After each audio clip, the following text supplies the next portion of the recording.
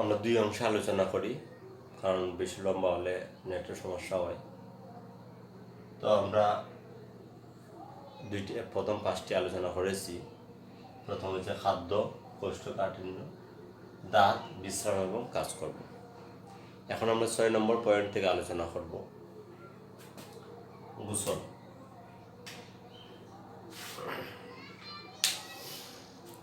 তো গর্ভবতী মায়েদের গোসলের ক্ষেত্রে একটি গুরুত্বপূর্ণ বিষয়। তো সবসময় পরিষ্কার পরিচ্ছন্ন থাকতে হবে।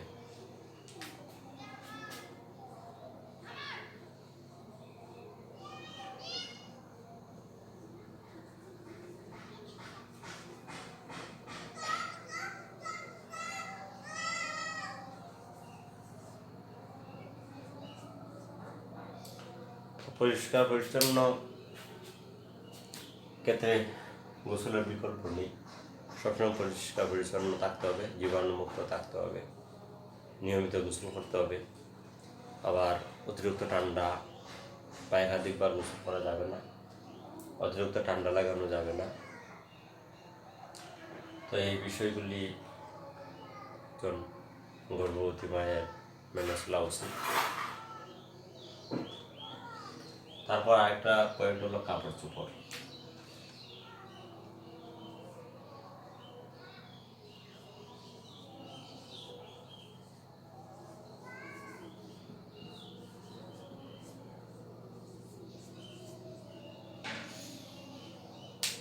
কাপড় চোপড় পরার ক্ষেত্রে একটি গুরুত্বপূর্ণ বিষয়।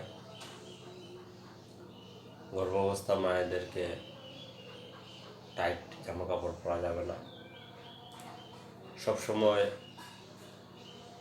ঢিলে ঢালা কাপড় পরতে হবে। তো এবং ঢিলে ঢালা কাপড় পরা অভ্যাস করতে হবে। আর যেহেতু তার প্রতিনিয়ত তার ওজন বৃদ্ধি পাবে, দেহের আয়তন আস্তে আস্তে একটু বৃদ্ধি পাবে, সুতরাং ঢিলে ঢালা কাপড় পরতে হবে। এবং যে কাপড়গুলি সবসময় শরীরের সাথে টাইট হয়ে থাকে, এই সমস্ত কাপড় পরিধান করা যাবে না। তো এই কাপড় চোপড় পরার ক্ষেত্রে গর্ভবতী মায়ের একটি বিষয় খেয়াল রাখতে হবে, সবসময় ঢিলে ঢালা কাপড় পরতে হবে। 8 নম্বর একটা পয়েন্ট, সেটি হলো ভ্রমণ। ভ্রমণটি একটি খুব গুরুত্বপূর্ণ বিষয়। তো এই সময় ভ্রমণ না করাটি ভালো।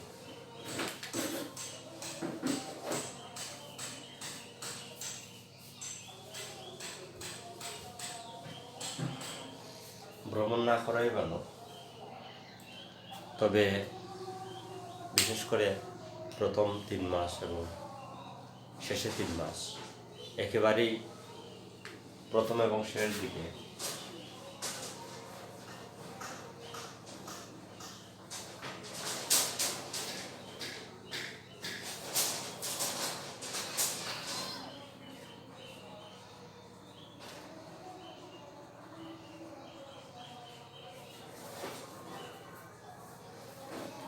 এবং শেষের দিকে একেবারে ভ্রমণ করা যাবে না।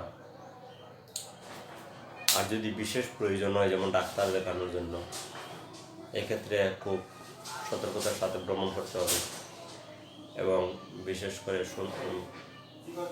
যে সমস্ত রাস্তা ভালো, বিশেষ করে ভাঙা রাস্তা যাওয়া যাবে না।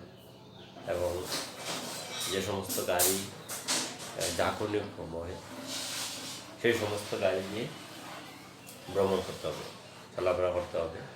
আর অযথা কোনো স্থানে যাওয়ার এ সময় প্রয়োজন নেই। তো ভ্রমণের ক্ষেত্রে ভ্রমণ যদি অতিরিক্ত ভ্রমণ হয়ে যায় বা শরীরের মধ্যে বিভিন্ন ঝাঁকুনি সৃষ্টি হয়, সেক্ষেত্রে দেখা যাবে অনেক সময় গর্ভবতী বা শিশুর অনেক সমস্যা হবে। আমরা ভ্রমণের ক্ষেত্রে একটা বিষয় পেলাম। লাস্টের 9 নম্বর যে পয়েন্টটা, সেটা হলো ধূমপান।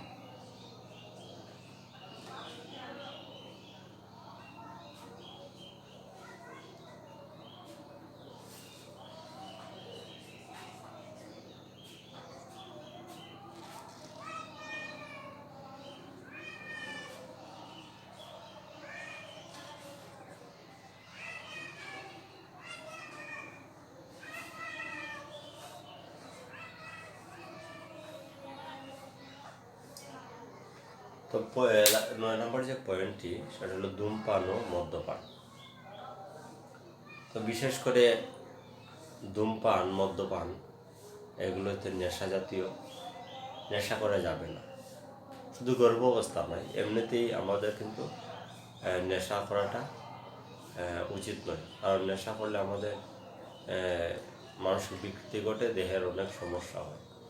আর বিশেষ করে ধূমপানের ক্ষেত্রে ফুসফুসের ক্যান্সার বা এই বিড়ি সিগারেটের ধোঁয়ায় ফুসফুস নষ্ট হয়ে যায়।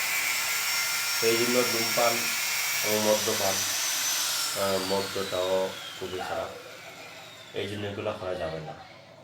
আর বিশেষ করে গর্ভ অবস্থা তো একেবারেই নিষেধ, গর্ভ অবস্থায় একেবারেই নিষেধ। কোনো অবস্থাতেই মদ্যপান এবং নেশা করা যাবে না।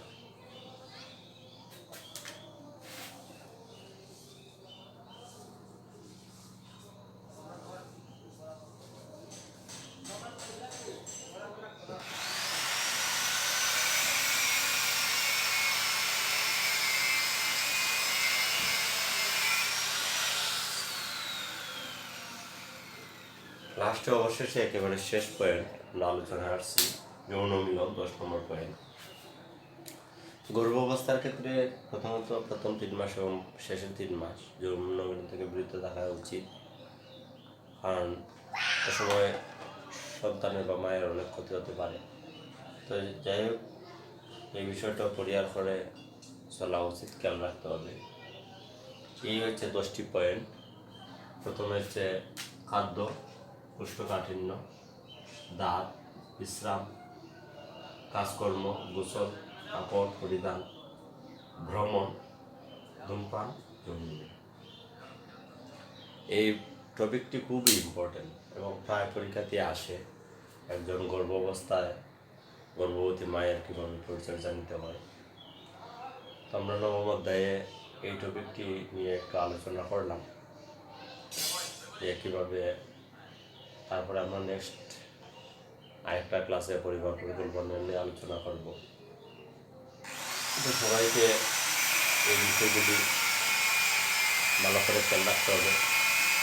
আর এই টপিকের উপরে যদি কোনো প্রশ্ন বা কোনো কিছু সমস্যা থাকে তোমরা আমার সাথে যোগাযোগ করবে। আর বিশেষ করে এই টপিকটা এই বিভিন্ন বোর্ডে আসছে, 4 মার্কের আসে, একটা উদ্দীপক দিয়ে থাকে। তো এই গর্ভবতী মায়ের কীভাবে পরিচর্যা, আমরা জানি সুস্থ মা যদি হয় তাহলে সুস্থ সন্তান হবে, সুস্থ সন্তানই আমাদের ভবিষ্যৎ।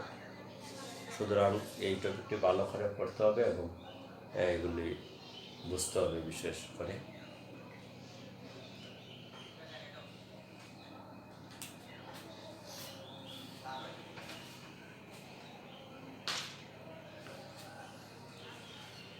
তো যাই হোক, আমরা